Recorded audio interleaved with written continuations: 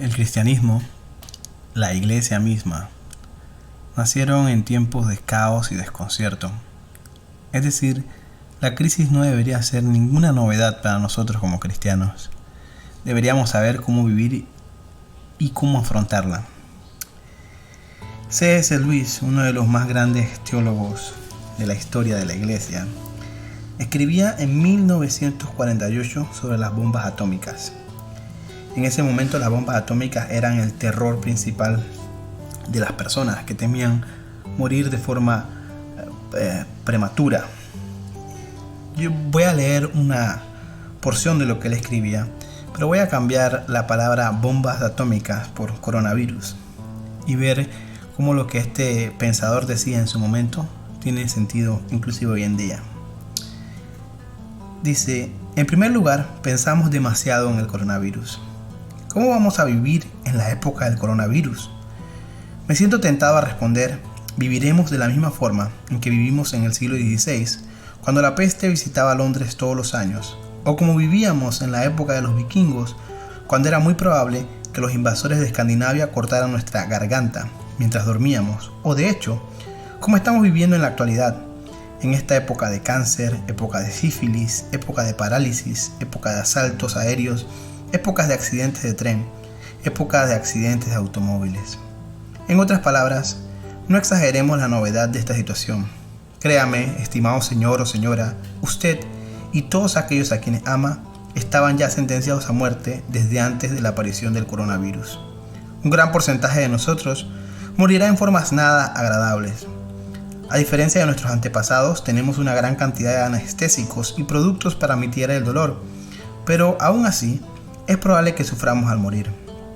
Es ridículo pasársela quejando y chillando porque los científicos han agregado una probabilidad más de una muerte prematura o dolorosa en un mundo donde la muerte no es una probabilidad, sino una certeza. Este es el primer punto y la primera acción para realizar. Recuperemos la compostura. Si todos vamos a ser destruidos por este virus, dejemos que este virus nos encuentre haciendo cosas amables y humanas, orando, trabajando, enseñando, leyendo, escuchando música, bañando a nuestros niños, jugando tenis, conversando con los amigos con una cerveza y un juego de dardos, no acurrucados como ovejas pensando sobre un virus. Ellos podrán destruir nuestro cuerpo, un microbio puede hacer eso, pero no hay ninguna necesidad de que también domine nuestras mentes. Y es por eso que queremos tener una pequeña conversación sobre la iglesia en los tiempos de crisis. Te invitamos a escucharlo y te invitamos a unirte a nosotros. Durante los últimos meses, el tema principal en los medios de comunicación, radio, televisión, internet, ha sido el famoso COVID-19, el famoso coronavirus, que hace un par de semanas, una semana más o menos, ¿no?, llegó a Panamá. Bueno, se detectó el primer caso. Y las reacciones han sido de todos los tipos, dependiendo de las personas. Ha habido reacciones políticas, han habido reacciones científicas, han habido reacciones de ideología, ¿no? Los comunistas echándole a los capitalistas y viceversa. Pero una de las reacciones que más llama la atención es la reacción de la iglesia. Y llama la atención porque nosotros hemos sido llamados a hacer la diferencia. Y es por eso que se hace necesario analizar cómo debe reaccionar la iglesia en tiempos de crisis como esta, ¿no? Una crisis como no se había visto en mucho tiempo. ¿Cómo debe reaccionar la iglesia ante eso? Y es lo que queremos conversar un poco. Estoy aquí con el pastor Víctor Moreno y vamos a hablar un poco sobre cómo debe reaccionar la iglesia en los tiempos de crisis, porque se ve de todo en internet, gente reprendiendo, gente rogando, gente llorando, gente asustada. ¿Cuál diría usted que es el propósito principal para el cual la iglesia fue creada y qué tiene que ver esto con la reacción ante las situaciones difíciles, situaciones de crisis? Sí, el problema que tenemos los cristianos es precisamente aquí. Estamos desubicados en cuanto a lo que es el rol de la iglesia y el propósito de la iglesia. Por un lado hay que reconocer que, cierto, la iglesia estaba muy, muy cómoda, estaba muy identificada con el mundo, y que esta crisis, yo creo, gracias a Dios, pienso y espero que nos haga abrir los ojos, la razón por la cual Dios nos dejó aquí. Uno, primeramente, somos los únicos representantes de Dios en la tierra, por un lado. Por otro lado, somos una contracultura, tenemos una motivación y propósito diferente a lo del mundo, cosa en que el mundo está mezclado con nosotros. Y en el propósito de Dios, cuando Dios crea la iglesia, es la opción que Él presenta al estilo de vida que hay en el mundo. Dios presenta una nueva humanidad, así dice Efesios, creó un hombre nuevo. Y me parece que ahí nos perdemos, ¿no? Simplemente pensamos que la iglesia es un parche a la humanidad. No es un parche, es totalmente nueva. Ahí nosotros como iglesia nos manejamos en niveles superiores, en niveles espirituales, con expectativas también diferentes. Y creo que la reacción que ha tenido la mayoría de la iglesia, por lo menos que yo sepa, ha sido más bien de desesperanza, cuando la iglesia es la esperanza. Me parece que una parte importante de entender cómo debe reaccionar la iglesia ante la crisis es entender un poco de la misma historia de la iglesia, que lamentablemente existe mucha ignorancia en torno a lo que la historia de la iglesia y en cuanto al propósito de la iglesia, en parte por ciertas corrientes que han promovido la prosperidad, la comodidad, el ser hijo de un rey, ¿no? Y que prácticamente es como entrar a la iglesia, es entrar a un club de privilegios, ¿no? Es comprar un seguro contra enfermedades, comprar un seguro contra pobreza, comprar un seguro contra situaciones difíciles, cuando en realidad la iglesia fue creada en el contexto completamente contrario a eso, porque la iglesia fue creada primero en un mundo caótico, en el que Jesús vino a no exactamente a poner orden, pero a decirnos: hay más que el caos que hay en este mundo y ustedes están aquí como mis representantes, ¿no? Y cuando la iglesia es establecida, cuando la iglesia se establece, inclusive al principio, siempre la orden que se le da a la iglesia es una orden de ataque, es una orden de estar en guerra, de estar pendiente. El Nuevo Testamento está lleno de referencias bélicas, ¿no? Pensando, la iglesia está en guerra, la iglesia se va a tener que enfrentar a diferentes elementos. Y para la iglesia, históricamente, no es la primera vez que se enfrenta a situaciones de crisis. Sin embargo, es muy fácil perder el norte de lo que significa ser cristiano, de lo que significa ser la iglesia. Y como usted decía, ¿no? Empezar a reflejar desesperanza en vez de reflejar la esperanza. Y la confianza también de que como seres humanos no somos diferentes a los demás en el hecho de que estamos de paso.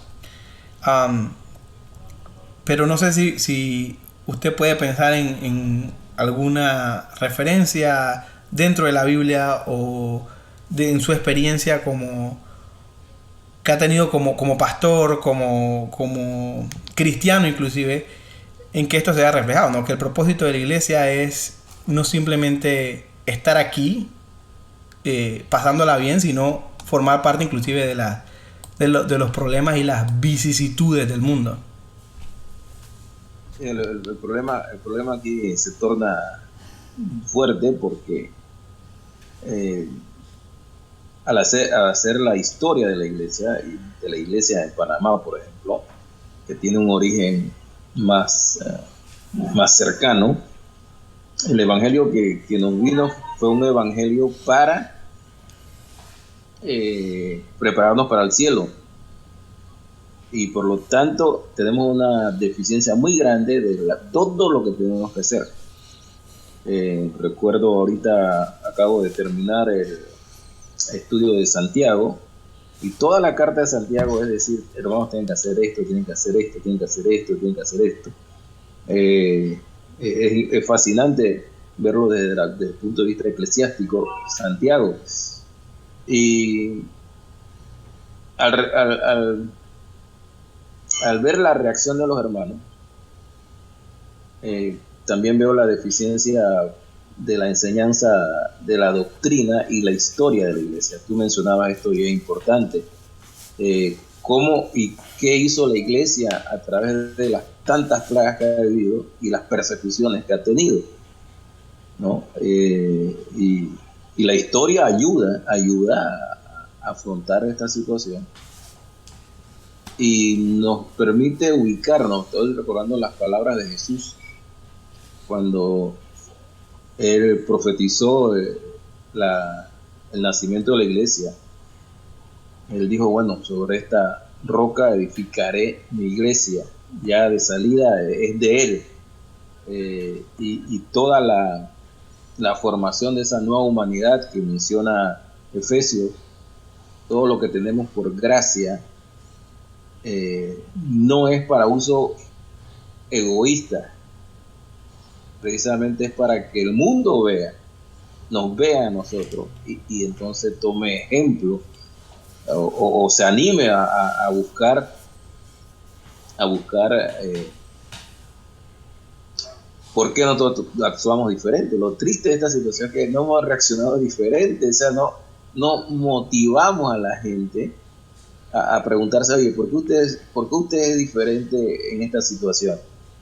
Y no porque no respetemos el virus, hay que respetar todo lo que se está indicando de él, pero no caer en pánico, porque otra vez la iglesia decía un hermano, la iglesia es la enfermera del mundo, aunque tenga fiebre, sigue siendo la enfermera del mundo.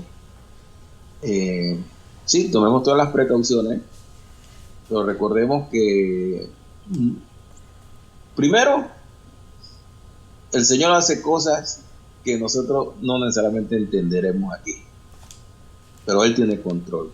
Entonces Dios tiene el control de todas las cosas. No caigamos en el pánico, no demos mal testimonio en la forma en que hablamos, en la forma en que transmitimos noticias falsas a través de las redes, por muy espectacular que suene. A veces queremos tener la primicia nosotros también. Demos nosotros el sentido, la calma, la tranquilidad, para que este tiempo de cuarentena realmente nosotros podamos ser luz y ser sal. Sí. Me parece que abarca toda la idea de lo que pensábamos hablar ahora mismo en cuanto a cómo reacciona la iglesia en tiempo de crisis, y ese elemento de confianza y fe en Dios, que está puesto en Dios, ¿no? Que no es el presidente el que tiene que tomar la decisión, no es el ministro, la ministra de salud, no es el doctor, no es cuántas veces me lave la mano. O sea, hay que hacerlo, hay que tomar todas las medidas que uno debe tomar, pero si está dentro de la voluntad de Dios, llamarme a su presencia hoy, ni aunque me lave las manos con ácido, no va a impedir que Dios me llame a la presencia por ese virus o por otra forma. Y es algo que la Biblia en general es como muy enfático en pensar, mira, este mundo es pasajero, esto es de paso, están de paso. Y es un mensaje que de una u otra forma la iglesia deja de escuchar. Y en parte creo que tiene que ver con la comodidad, ¿no? La iglesia se ha acomodado. La iglesia es parte del sistema, la iglesia es parte del status quo, es parte del Estado, tiene privilegios dentro del Estado. Si algún candidato político dice soy cristiano, gana votos, etcétera, etcétera. Y eso lleva a que no sepamos cómo reaccionar ante la crisis. Y es como nos apegamos a cosas que son innecesarias, o no necesariamente innecesarias, pero cosas que son temporales y que nos pueden ser quitadas en cualquier momento, ¿no?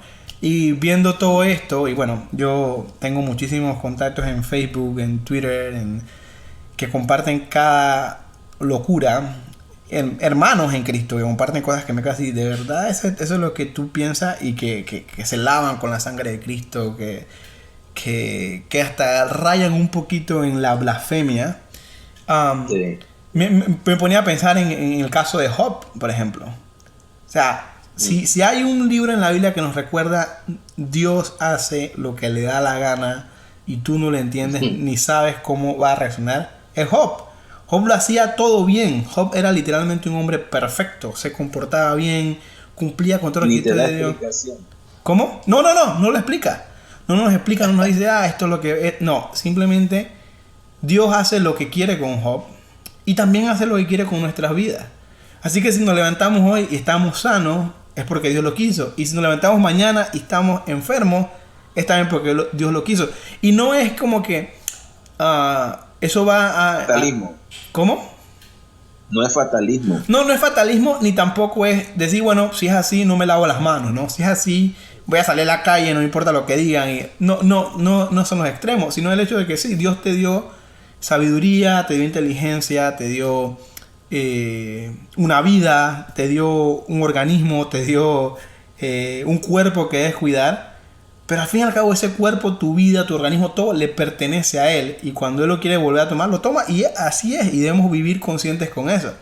Y lo bonito sería que como cristianos tuviéramos la confianza y la fe de que mientras estemos en este mundo, nada de lo que nos pase sale del control de Dios, y cuando nos vayamos de este mundo, todo va a estar también en las manos de Dios. Y es la esperanza y la fe que deberíamos tener. Y no podemos ser hipócritas y decir que es fácil.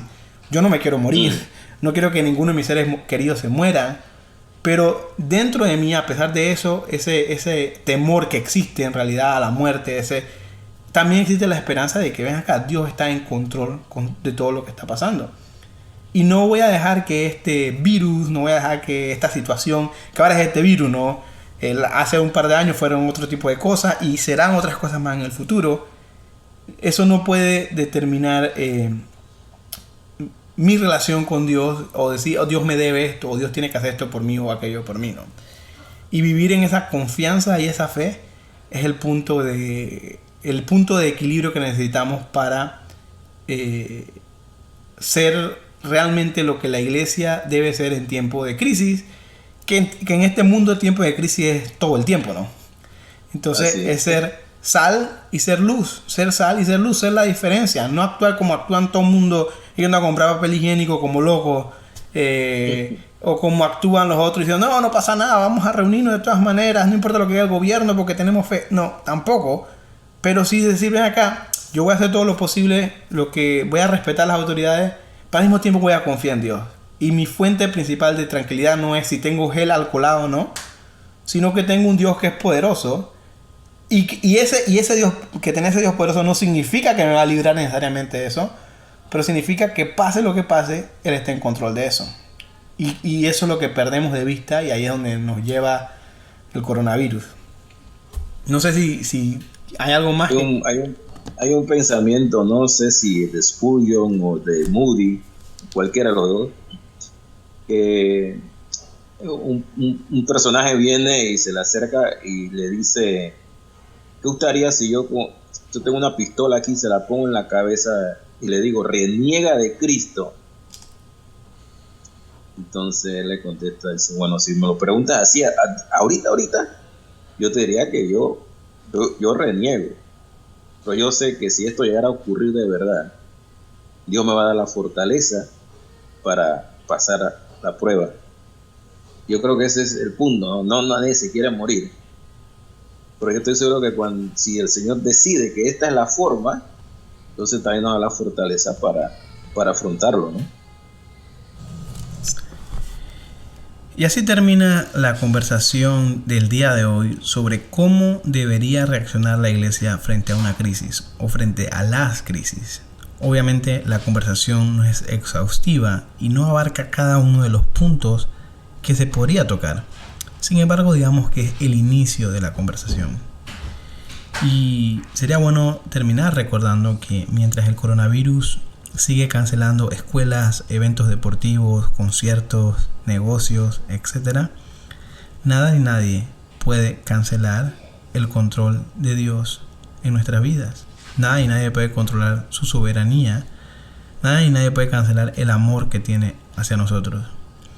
Y que estamos en sus manos, definitivamente. Ojalá que tengamos la templanza y el valor para enfrentar esta crisis como cristianos confiados en Dios y no como cobardes.